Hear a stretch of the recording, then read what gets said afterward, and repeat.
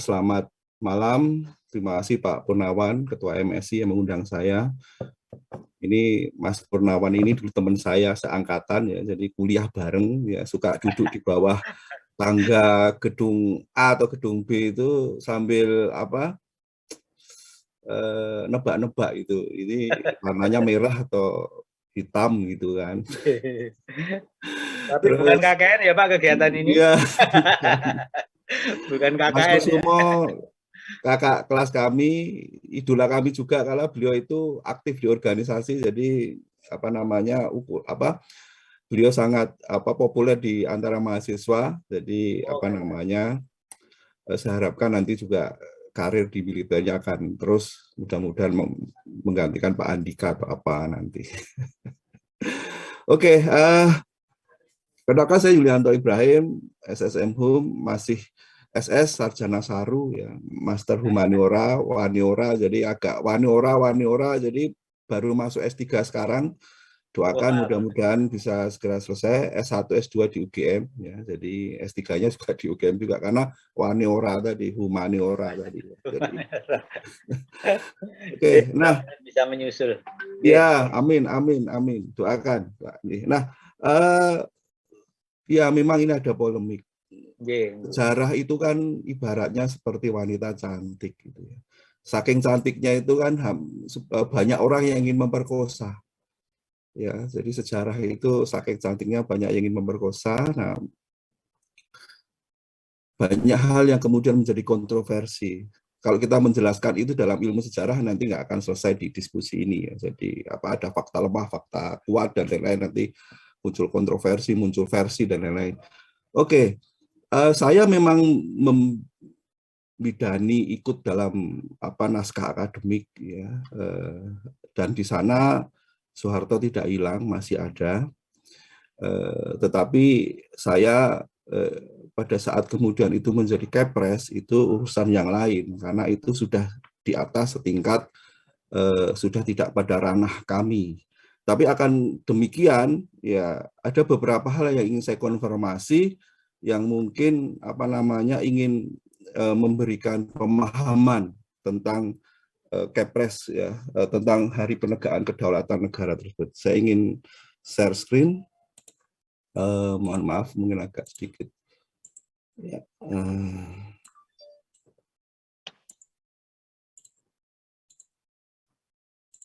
Ya, apakah sudah bisa dilihat? Sudah, Bang. Iya, alhamdulillah. Ya, terima kasih. Saya akan membahas ini. Nah, jadi sebenarnya Hari Penegakan Kedaulatan itu didasarkan pada serangkaian peristiwa, ya, serangkaian peristiwa, dan serangan umum 1 Maret itu sebagai momentum, sebagai penanda Hari Penegakan Kedaulatan.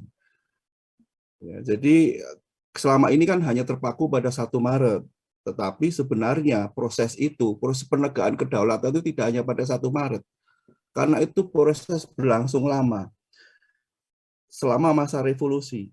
Kita tahu bahwa 17 Agustus kita sudah mendapatkan kedaulatan, ya, mendapatkan kedaulatan yang hampir saja pada waktu itu gagal karena Soekarno sakit paginya, yang seharusnya diproklamasikan di lapangan Ikada, tetapi harus di rumah beliau karena beliau pagi itu sakit sebenarnya.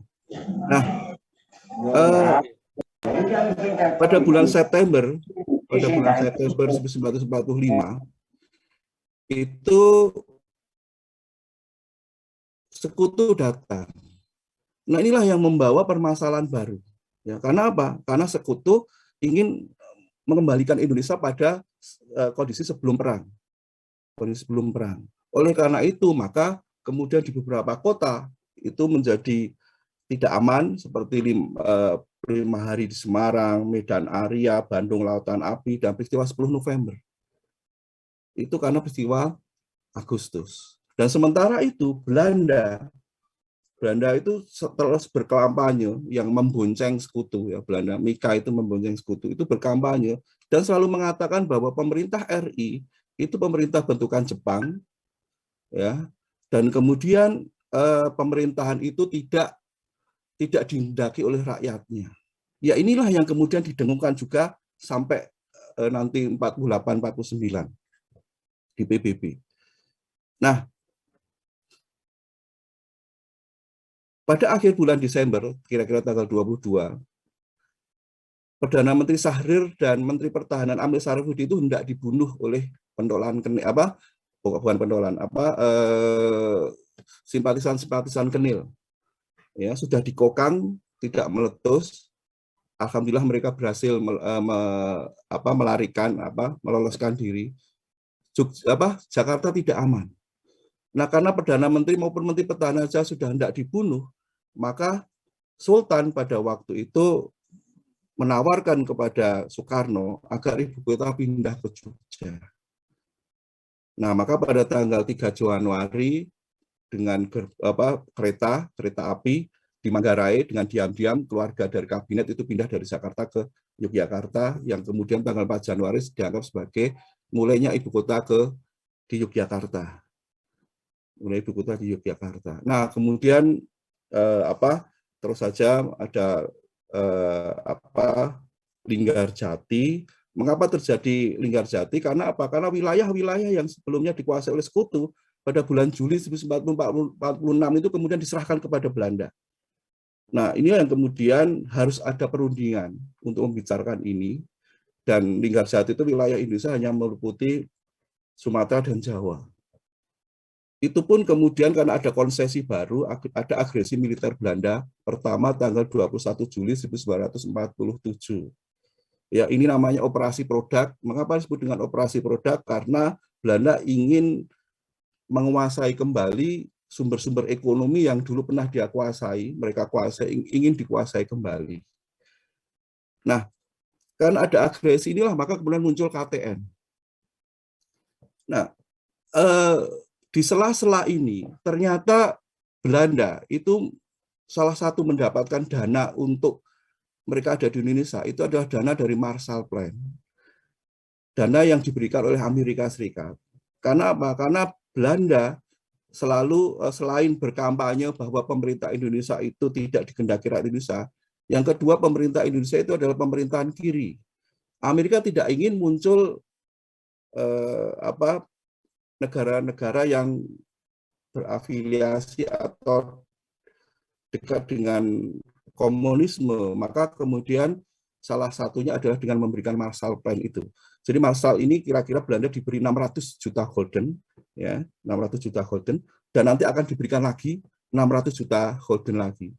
Tetapi kira-kira pada bulan Juli 1948, pada waktu kunjungan Malun, ya, kunjungan Senator Malun ke Indonesia, Senator Malun melihat rupanya dana yang semula itu untuk katanya untuk menyejahterakan rakyat Indonesia dan untuk mengusir komunisme di Indonesia. Tetapi pada waktu Malun datang, ternyata kondisi di Indonesia tidak seperti yang dilaporkan Belanda. Ya, ternyata dana itu ternyata untuk menindas rakyat Indonesia. Yang kedua, pemerintahan yang ada di Indonesia itu bukan pemerintahan kiri, karena pada waktu Malun datang kira-kira bulan Juli 1948 itu pemerintahnya dipegang oleh pemerintahan Hatta, dan justru aktor-aktor komunis itu, orang-orang komunis yang membentuk Front Demokrasi Rakyat itu menjadi oposisi. Yang puncaknya nanti adalah peristiwa 18 September 48, yaitu peristiwa Madiun. Nah inilah, maka kemudian KTN, saya balik ke KTN, karena KTN di sana ada Amerika, maka sebenarnya KTN nanti ada beberapa kepentingan dalam proses ini. Saya lanjutkan, maka kemudian dengan KTN ini kemudian Komisi 3 negara, ya, terdiri dari Amerika Serikat, Belgia, dan Australia ini melakukan pembicaraan di Kaliurang dan kemudian menghasilkan perjanjian Redfield 17 Januari 48 di atas kapal USS Redfield, dan wilayah Indonesia hanya semakin kecil, yaitu wilayahnya hanya sebagian Jawa Tengah, Yogyakarta, dan sebagian Jawa Timur. Mengapa saya katakan sebagian? Karena Jawa Tengah itu wilayah Banyumas, Tegal, ke timur itu milik Republik, sementara ke barat itu sudah milik Belanda. Sementara Jawa Timur itu Surabaya, Malang dan lain-lain itu ke barat, ke barat itu milik Republik, ke timur itu milik Belanda. Itulah mengapa Jenderal Sudirman gerilyanya hanya sampai ke Kediri dan balik lagi, karena kalau diteruskan itu wilayahnya sudah menjadi wilayah Belanda. Ini. Nah, dan kemudian inilah setelah perjanjian Renville itu sebenarnya secara diplomasi dari konteks ini Belanda mulai terdesak. Karena apa? Karena laporan dari Senator Malun tadi saya katakan bulan Juli 1948 dan puncaknya yaitu 17 September yang kemudian ternyata pemerintahan Indonesia adalah bukan pemerintahan komunisme. Inilah mengapa kemudian sekarang kalau Bapak Ibu di Arsip Nasional itu ada namanya Arsip Jogja Dokumenten. Arsip Jogja Dokumenten itu adalah arsip-arsip Republik yang dicuri atau diambil oleh Belanda yang gunanya untuk mempengaruhi kembali Amerika agar percaya terhadap kampanye-kampanye mereka. Oleh karena itu kalau di Jogja Dokumenten itu isinya kan tentang penjualan opium, jadi tentang kejelekan Republik gitu ya, penjualan opium dan lain-lain itu di sana banyak sekali di Jogja Dokumenten itu yang kemudian dikembalikan. Nah, karena itu maka Jenderal Spoor itu dipanggil ke Parlemen Belanda, dikatakan gimana ini masalah di Indonesia, dan Jenderal Spoor mengatakan akan segera melakukan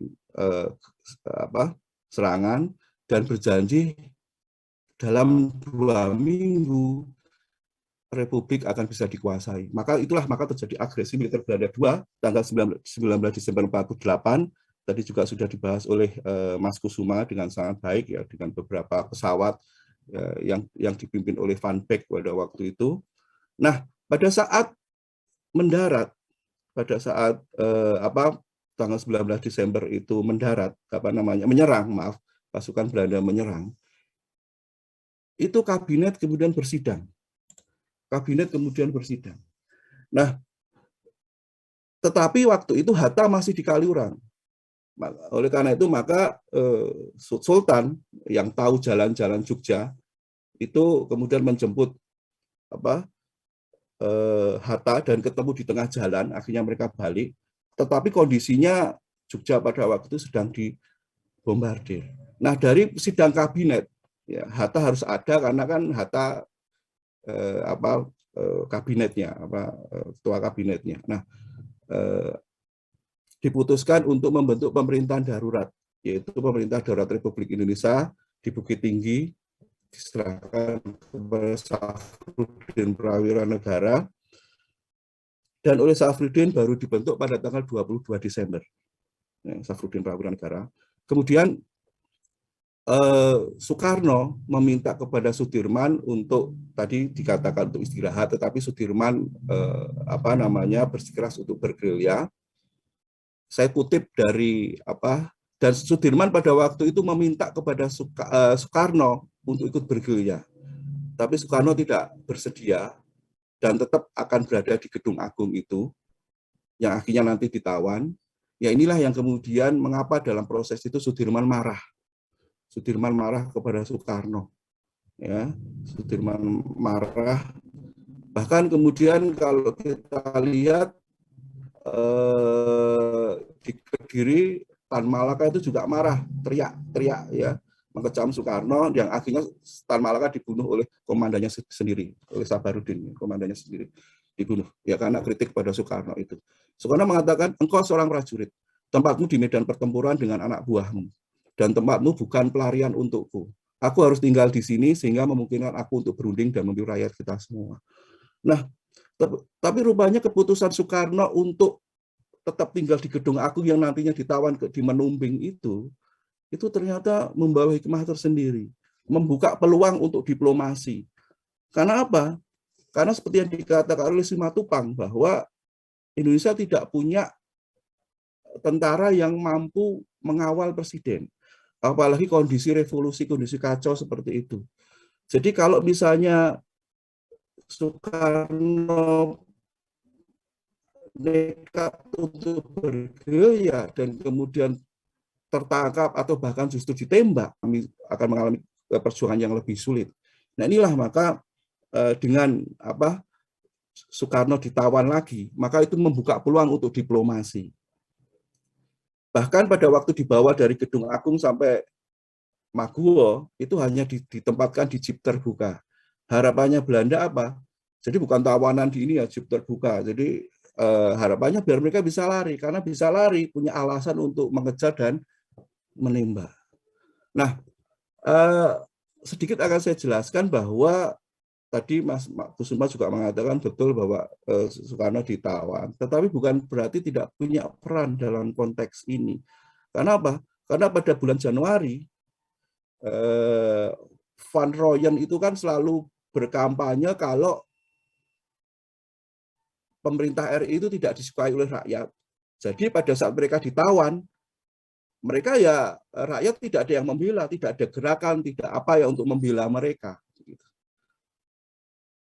Dan dia selalu mengatakan bahwa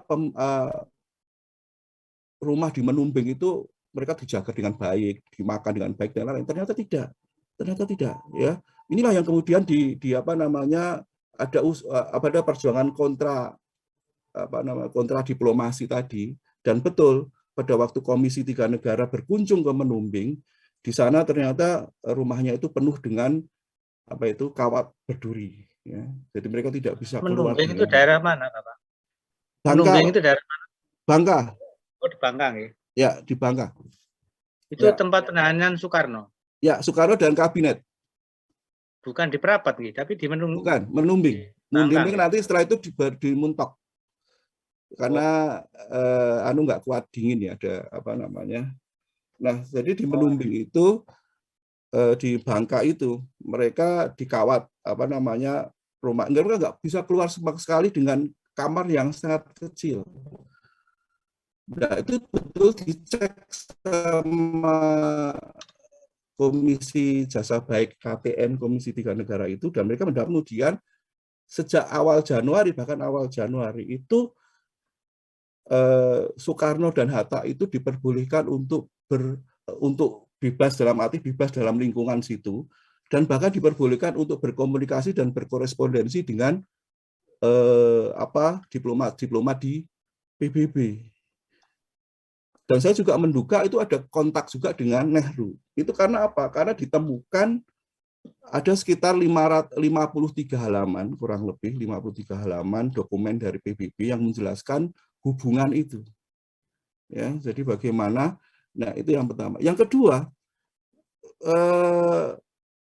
selama bulan Januari itu Sultan Hamengkubuwono IX beberapa kali berkunjung ke sana. Tidak hanya sekali, beberapa kali berkunjung ke sana. Oleh karena itu, maka kemudian di Menumbing itu ada kamar yang sampai diberi nama kamar Sultan Hamengkubuwono ke-9.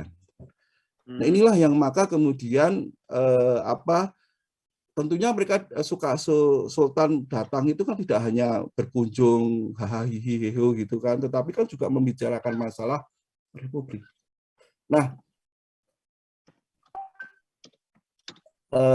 itu kemudian Sudirman bergerilya itu di Yogyakarta, Bantul, ke Gunung Kidul, Prajimantar, Wali Trenggalek. Kemarin saya ditelepon Bupati Madiun, mampir ke Madiun juga Mas, ke Madiun, ke Kanjuk, Kediri, balik. Itu sakit, paru-parunya hanya 1 dan lebih dari 1.000 km. Nah, sementara Sultan Hamengkubuwono IX itu tidak ditahan. Beliau masih Menteri Pertahanan, tetapi tidak ditahan. Mengapa? Karena seperti apa yang dikatakan oleh John Monfries. John Monfries itu mengatakan bahwa mengapa Sultan salah satu kabinet yang tidak ditahan? Karena karena apa? Karena Belanda masih berharap Sultan itu bersedia menerima Belanda. Maksudnya apa? Wilayah Yogyakarta itu menjadi negara boneka di bawah BFO. Harapannya demikian. Tetapi Sultan tidak mau. Oleh karena itu, maka John Monfries mengatakan, Sultan itulah kunci dari kemenangan Indonesia pada masa revolusi.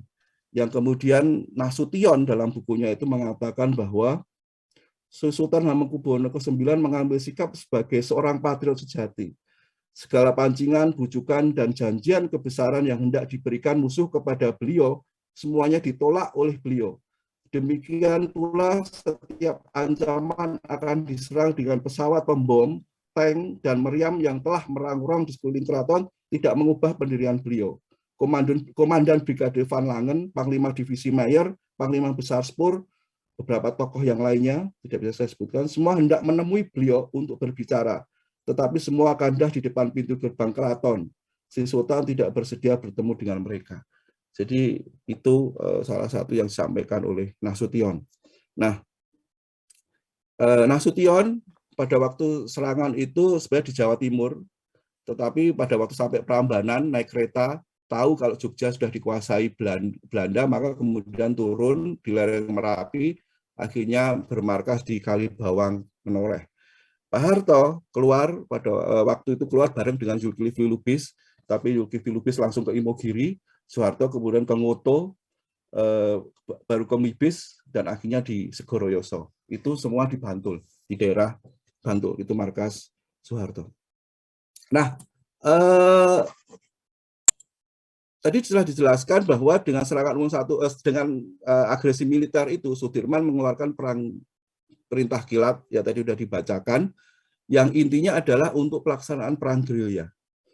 Nah, dari perintah siasat itu, maka kemudian Nasution di Kalibawang, ya, di Pegunungan Moreh itu kemudian membuat maklumat nomor 2 MBKD, Markas Besar Komando Jawa, yang membentuk wilayah Jawa itu menjadi 3 divisi, yaitu divisi 1 Kolonel Sungkono, itu di daerah Jawa Timur, divisi 2 itu Kolonel Gatot Subroto di daerah Solo, divisi 3 itu Kolonel Bambang Sugeng, itu di daerah Banyumas sampai ke Jogja. Itu 3 divisi, dan divisi-divisi ini sebenarnya nanti berperan penting juga dalam serangan umum 1 Maret. Kayak divisi 2 Kolonel Gatot Subroto, itu pada waktu serangan 1 Maret itu juga berjuang bagaimana pasukan-pasukan dari Belanda dari Jogja, dari Solo itu tidak masuk ke Jogja. Demikian juga dengan Bambang Sugeng. Nah, kemudian Bambang Sugeng tanggal 26 Desember 48 dengan perintah divisi 3 kemudian membentuk 3 wilayah Wirkres, ya, di wilayah daerahnya di divisi 3, yaitu waktu Wirkres 1 itu Letkol Bakhrun, itu di daerah Banyumas sana, di barat Jawa Tengah bagian barat. Kemudian Letkol Sarbini ini agak tengah, Temanggung dan lain-lain, Magelang. Kemudian Letkol Soeharto itu di Jogja, ya, itu membentuk Wirkres. Nah, kemudian Soeharto dengan dibentuknya Wirkres itu kemudian Soeharto membentuk sub-Wirkres, ya, itu seperti Setwerkes 101 Letu Marsudi, Set 102 Sarjono, 103 Letkol Suhud, 103 Vince Samuel, 104 Smar Sukasno, 105 Sujono, dan 106 ada Letkol Sudarto. Nah, tadi sudah dijelaskan bahwa Bambang Sugeng memerintahkan untuk menyerang. Maka kemudian ada 4 kali serangan di Jogja. Tidak hanya di Jogja sebenarnya, di beberapa daerah di divisi 3 itu, atas perintah Bambang Sugeng melakukan beberapa serangan. Tadi sudah dijelaskan serangan 29 Desember 48 itu daerah yang diserang, ya, Secodilingkat, Ngaben. Kemudian 7 Januari 49 serangannya di mana saja ini saya tidak perlu saya jelaskan lebih masalah waktu, ya, 16 Januari 49, kemudian 4 Februari 49 itu 4 kali serangan. Tetapi itu tidak punya efek apa-apa karena serangannya malam hari dan sifatnya sporadis. Ya, tidak ada efek sama sekali. Nah, maka pada awal bulan Februari, Sultan mendengar berita dari BBC kalau akan ada sidang umum di PBB yang dipimpin oleh Perdana Menteri Nehru pada awal bulan Maret. Maka Sultan kira-kira di tanggal 7 Februari kalau tidak salah, mungkin nanti ada koreksi, Sultan mengirim kurir, ya, untuk meminta izin ke Sudirman tentang serangan umum itu. Sudirman memberi izin dan memerintahkan Kalau dalam struktur militer itu kan izin itu kan juga sekaligus memerintahkan. Jadi serangan itu kemudian Sudirman memerintahkan untuk melaksanakan serangan itu, ya, agar Sultan itu dalam melakukan serangan itu berhubungan dengan komandan setempat. Jadi jelas siapa, yaitu Letkol Soeharto. Nah, melalui Letu Marsudi, kemudian Sultan mengundang Soeharto, dan itu dilaksanakan pada tanggal 13 Februari 49. Soeharto masuk, ya, waktu itu sedang bermarkas di Bibis, belum Segoroyoso, di Bibis, ya, dari Bibis kemudian masuk keraton, dia pakai baju gerilya, kemudian dari pojok Beteng Barat, kemudian kampung-kampung di keraton, di Taman Sari berganti baju dengan adat Jawa. Jadi di Taman Sari itu ganti baju Jawa, kemudian markasnya rapatnya di kediaman Pangeran Prabu Ningrat di Timur Ngejaman. Pertemuannya pada jam 11 dan 12 malam, lampunya dimatikan agar tidak diketahui. Jadi ini sangat rahasia. Sebenarnya ini adalah gerakan rahasia, ya, dan meminta Soeharto untuk melakukan persiapan 2 minggu. Dan sebenarnya dalam pembicaraan itu rencana serangan tidak 1 Maret, tetapi 28 Februari. Nah, tetapi Sultan tidak hanya mengundang Soeharto, tetapi Sultan juga mengundang wali kota Jogja pada waktu itu, yaitu Sudarisman Purwokusumo. Jadi pada tanggal 21 Februari, di Kepatihan, Sultan dan Sudarisman Purwokusumo dibantu dengan Letu Marsudi, kemudian ikut mengkonsepkan serangan umum 1 Maret itu seperti apa untuk mengkondisikan kota Yogyakarta. Karena itu kan agak tidak diketahui oleh Belanda, maka ditentukan dulu rumah-rumah yang dipakai untuk ngantong atau rumah-rumah yang dipakai untuk tinggal pejuang itu mana saja. Kalau menentukan rumahnya keliru, ya nanti kan bisa ketahuan. Kemudian menentukan dapur umumnya dari mana, logistiknya dari mana. Maka kemudian muncul nama Buruswo dan lain-lain. Itu kan kemudian logistik dalam serangan umum itu, dapur umumnya. Kemudian menentukan jalan masuk melalui mana, kalau keluar melalui mana. Ya, dan satu lagi yang penting dari Sudarisman adalah kemudian juga berkomunikasi dengan laskar-laskar ada di Jogja, yaitu laskar yang terkenal pada waktu itu adalah Laskar Samber Gelap, Laskar Hantu Maut, Laskar Rakyat Mataram, ada beberapa laskar yang lain juga, tapi itu laskar-laskar yang terkenal. Karena kemudian Laskar Hantu Maut itu termasuk laskar yang dibentuk oleh kerabat keraton juga, yaitu Pangeran Pujokusumo. Ya. Nah, tetapi tanggal 22 Februari 49, Kepatihan itu digerebek oleh Belanda karena sudah mendengar, karena kan desas-desus akan ada serangan itu kan sudah terdengar pada waktu itu. Tapi digerebek, tetapi konsep tentang serangan itu tidak diketahui. Belanda tidak menemukan karena apa? Karena dilipat. Menurut pengakuan Sudarisman, itu pengakuannya tahun 1988, seminggu dari pengakuannya dia mati. Jadi,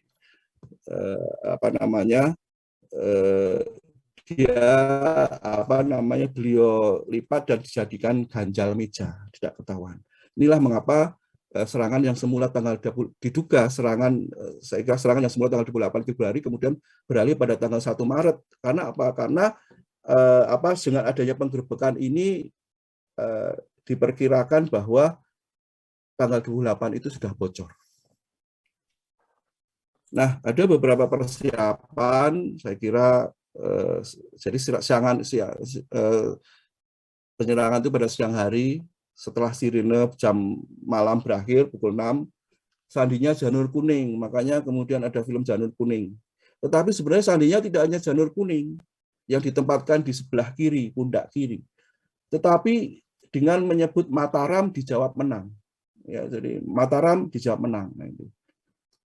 Malam sebelumnya mereka harus ngantong di rumah-rumah penduduk. Inilah penting mengapa tadi Sudarisman menentukan rumah-rumah mana yang nanti akan ditempati oleh pejuang. Karena kan pejuang kan ada di luar kota semua, di luar, ya, markas Brigade 10 Pak Harto itu kan di Bibis, kemudian markasnya Zulkifli Lubis itu di mana?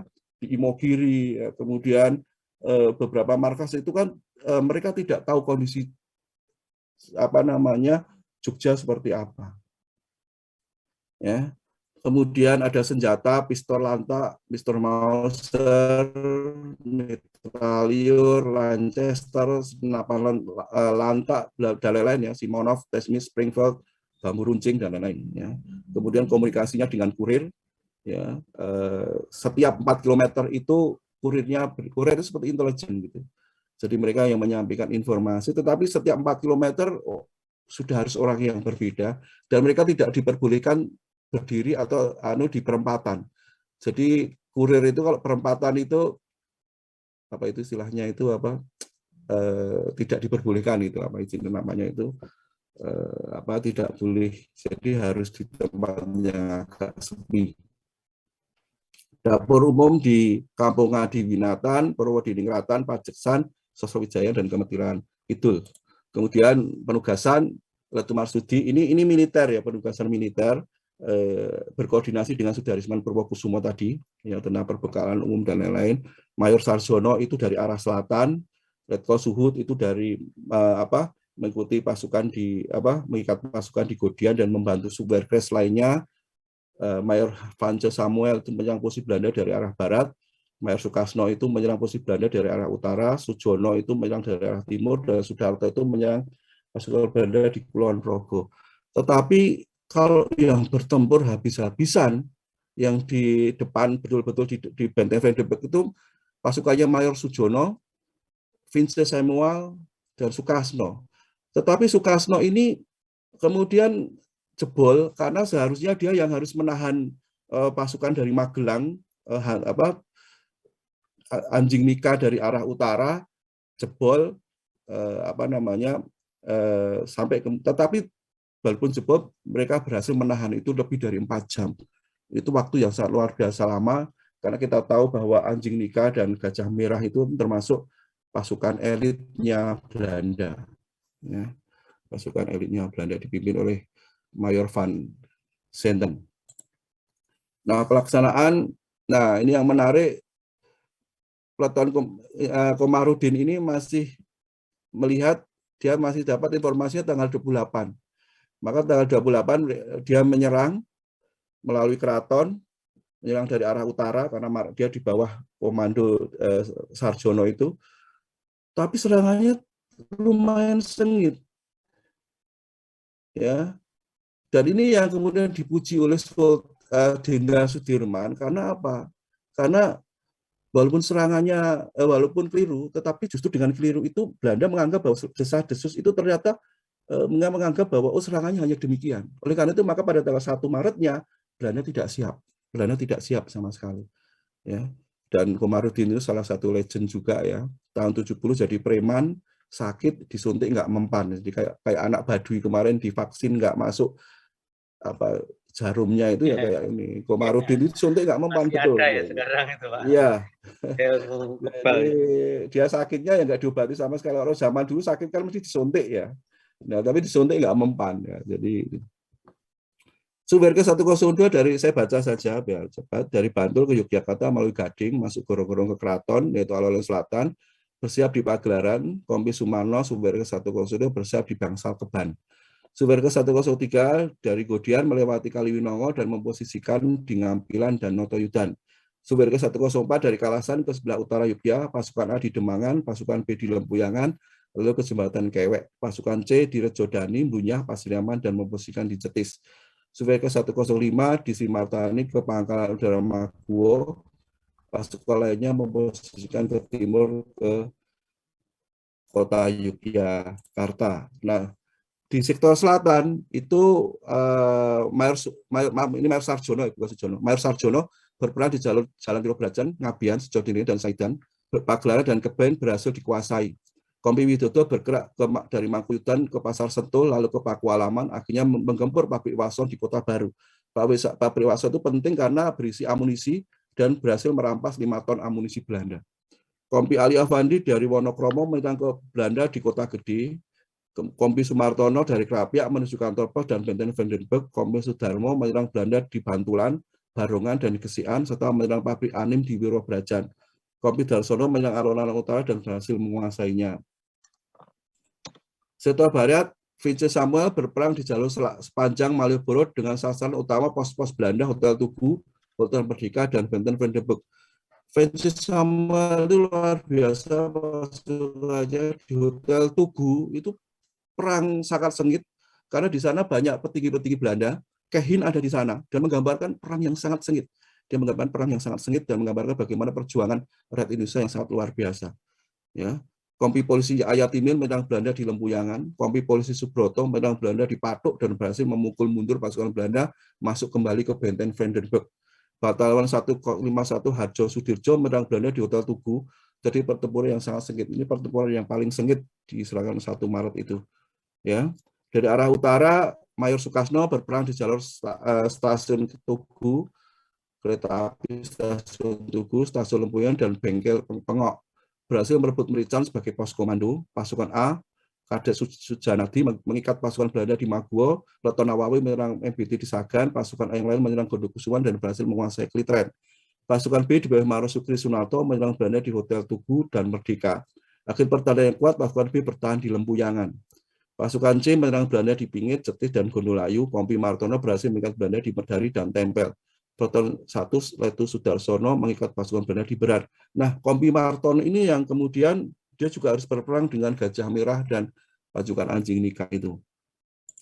Sektor Timur, Mayor Sujono berperang di Jalan Malioboro ke timur. Tugas utamanya mencegah bala bantuan Belanda masuk kota Yogyakarta. Sasar utamanya pelabuhan udara Maguwo, Tanjung Tirto, Kalesan, dan Prambanan. Dan Mayor Sujono ini penting karena apa? Karena dengan menguasai lapangan Maguwo, pesawat-pesawat Belanda itu tidak mampu terbang. Jadi bayangkan kalau pesawat itu bisa terbang dan bisa, itu akan banyak sekali korban dari rakyat dan pejuang karena akan ditembaki dari atas. Pasukan ini berhasil mukul mundur pasukan Belanda di Maguwo sehingga lari ke Wonocato. Terbangnya tadi karena apa? Ya karena pasukan lapangan Maguwo tadi dikuasai oleh pasukan Mayor Sujono, Pak. Oh, karena dikuasai gitu. Ya memang tujuannya agar pesawatnya tidak bisa terbang. Ya, akan dikuasai. Jadi dia berperang luar biasa karena tujuannya memang pesawatnya jangan sampai terbang. Jadi kalau pesawatnya terbang, nembakin ya akan lebih banyak ini. Kemudian dan sebenarnya yang saya katakan adalah di sini banyak tokoh yang terlibat, yang peranannya semuanya tidak kecil. Peranannya semua besar, walaupun itu Sugarcrash juga, itu peranannya sangat besar karena mereka mempertaruhkan nyawa. Dan Soeharto pada waktu itu markasnya di Patok, dekat ini sekarang itu apa, toko-toko bakpia itu ya, di dekat sana, itu markasnya di sana, berada di sana. Tetapi yang bertempur ya tadi beberapa pasukan dari Sugarcrash tadi. Bukan pukul 11, pukul 12 pasukan Anjing Nika berhasil masuk ke Yogyakarta. Di perjalanan dihadang oleh Kompi Martono tetapi jebol juga. Karena ada tambahan pasukan, Belanda mulai mengatasi keadaan. Jadi sebenarnya Belanda itu mulai terdesak dari serangan itu, tetapi karena ada bantuan dari Gajah Merah dan Anjing Nika ini, kondisinya kemudian berbalik. Maka pukul 1 pasukan TNI mulai meninggal kota Yogyakarta dibantu oleh Sugarcrash 101 dan tadi rencana yang sudah dirembuk tanggal 21 Februari kalau mau keluar mau lewat mana gitu. Sugarcrash 102 meninggalkan Yogyakarta melalui Sipinggil menuju Krapia lalu ke Beji. Sugarcrash 103A meninggalkan Yogyakarta melalui Ngampilan masuk Gorong-Gorong yang tembus Kaliwinongo akhirnya sampai ke Ngodian. Sugarcrash 104 meninggalkan Yogyakarta menuju Rejodani, Sugarcrash 105 meninggalkan Yogyakarta menuju Simartani. Nah, berita serangan ini dikonsep oleh TB Simatupang. Konsepnya diserahkan oleh Kapten Budiharjo di Pelayan, Wonosari, Gunung Kidul, untuk diberitakan, disiarkan ke markas PDRI Sumatera Barat, lalu diteruskan ke Takengon Aceh, lalu dikirim ke Radio Burma, diterima All Indian Radio New Delhi, dan disebarkan seluruh dunia. Akibatnya kita tahu bahwa Amerika negara yang pertama untuk ikut, Belanda harus berunding. Ya, itu karena ada diplomasi yang tadi saya jelaskan tadi. Ada beberapa yang bisa saya sampaikan, tapi mungkin bisa dengan nanti dengan diskusi. Terus kemudian sidang PBB itu juga menginginkan agar Belanda mau berunding. Ternyata Indonesia yang dikatakan Belanda, bahwa oleh Van Rooyen yang mengatakan Belanda itu pemerintah RI itu tidak disukai atau bentukan Jepang dan lain-lain, itu ternyata tidak terbukti. Ternyata ada serangan seperti ini. Inilah maka kemudian 7 Mei ada Rom Rooyen, Yogyakarta harus dikembalikan ibu kota dan RI harus masuk, maka kemudian ada Jogja kembali 29 Juni 1949 dan kemudian ada KMB. Itu. Dan kemudian yang penting lagi kemudian di BFO juga kemudian menyatakan untuk tahu dengan kondisinya dan ikut bergabung kepada Republik. Nah, saya kira itu saja yang bisa saya sampaikan, nanti bisa disambung dengan diskusi. Saya kembalikan kepada Pak Marno. Terima kasih atas waktunya. Wassalamualaikum warahmatullahi wabarakatuh. Waalaikumsalam warahmatullahi wabarakatuh. Kalau saya simak ada beberapa hal. Yang pertama, serangan 1 Maret ini memang ya dianggap sebagai serangan yang paling sengit. Saya kira sesuai dengan konteks ya. Jadi Surabaya 10 November yang tadi juga dibahas di awal, kenapa Inggris ditugaskan ke Indonesia, wabil khususan ke Surabaya, karena memang ya Surabaya kalau sudah bisa ditaklukkan memang akan lebih mudah menaklukkan yang lain, di samping memang banyak penguasaan. Nah, Surabaya menjadi penting 10 November, kenapa? Walaupun tadi dikatakan oleh Pak Kusuma ya, sebenarnya perjuangan kita era perang kemerdekaan itu nggak ada yang menang. Pahlawan-pahlawan kita itu memang nggak ada yang menang sebenarnya. Tetapi fakta sejarah itu memang tadi sudah disampaikan, ya harus dicatat apapun gitu ya. Meskipun pahlawan pejuang kita banyak, tapi sebenarnya nggak ada yang menang. Tetapi itulah.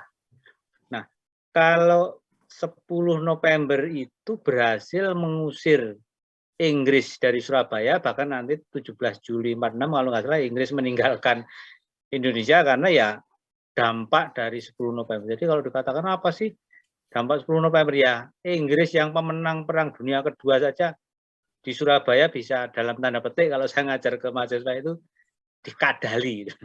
Jadi Inggris itu pemenang Perang Dunia Kedua bersama Amerika dengan senjata yang paling canggih melawan Jerman dan teman-temannya itu bisa menang, tapi di Surabaya bisa dikadali dan mundur. Akhirnya diserahkan ke Belanda lah. Perjuangan yang mungkin kita pahami 45 sampai 49 itu kan melawan Belanda. Nah, serangan 1 Maret itu saya kira juga tadi kalau Bapak Ibrahim mengatakan sebagai yang paling dasar ya, sesuai konteksnya ya benar. Karena apa ya, nyatanya 6 bulan atau berapa bulan setelah itu ya kita memperoleh kedaulatan yang penuh. Saya tadi ada yang kurang, mungkin saya kurang konsentrasi mencatat ini. Kenapa yang 1 Maret tadi kok Belanda tidak konsentrasi tadi? Mohon maaf, saya agak terlewatkan tadi Bapak. Kenapa? Ya, jadi Okay. Informasinya itu kan serangan itu kan tanggal 28 Februari. Oh, dan ini seperti yang disampaikan oleh Sultan Hamengkubuwono IX juga mengatakan 28 Februari. Oh, dan ternyata gitu ya? ada gerbek tanggal 22 Februari, kemudian diputuskan serangannya menjadi tanggal 1 Maret. Oh, anggapannya sudah. Tapi ternyata tanggal 28 Februari ada serangan dari Komarudin. Nah, Belanda itu memperkuat anggapan Belanda, oh ternyata serangannya hanya kayak gini. Ya, hanya kayak gitu, jadi meremehkan gini. gitu. Nah, maka meremehkan, dan pada saat tanggal 1 Maretnya Belanda lengah, karena dianggapnya oh serangannya hanya seperti itu. Pemahaman kita yang berikutnya adalah bahwa ternyata Soekarno-Hatta yang dianggap sedang dalam tahanan sejak diserahkannya RI kepada PDRI di Sumatera, di Bukit Tinggi Sumatera Barat kepada Safruddin Negara, yang kebetulan saat itu kan Pak Safruddin kalau nggak salah sedang berkunjung ke Sumatera Barat untuk sebagai Menteri Sosial kalau nggak salah, ya dalam tanda petik ya melihat kondisi masyarakat atau ya membagi dana sosial atau apa gitu kalau nggak salah Bapak. Nah, rupanya penjelasan Bapak tadi, Pak Ibrahim, maaf ya, itu bisa memberikan pemahaman kepada kita yang mengkritisi bahwa Wong Soekarno-Hatta dalam tahanan bagaimana bisa menyusun strategi dan sebagainya. Nah, itu dalam tanda petik ya, mungkin bisa cairin dalam melihat penjelasan Pak Ibrahim, karena ternyata tahanan terhadap presiden, kalau tidak salah presiden di Prapat, katanya di Bangka, kalau tidak salah begitu dalam catatan saya yang terakhir. Walaupun nanti urut prosesnya tadi seperti yang Bapak jelaskan. Jadi menurut saya kritik terhadap bahwa presiden dan wakil presiden enggak mana bisa berperan wong dalam tahanan, saya kira sudah cair dengan penjelasan Pak Ibrahim tadi. Saya kira ya hanya tadi kenapa Soeharto kok nggak disebut dalam kepres, ya itu monggo. Untuk berikutnya kami serahkan kepada forum yang mengikuti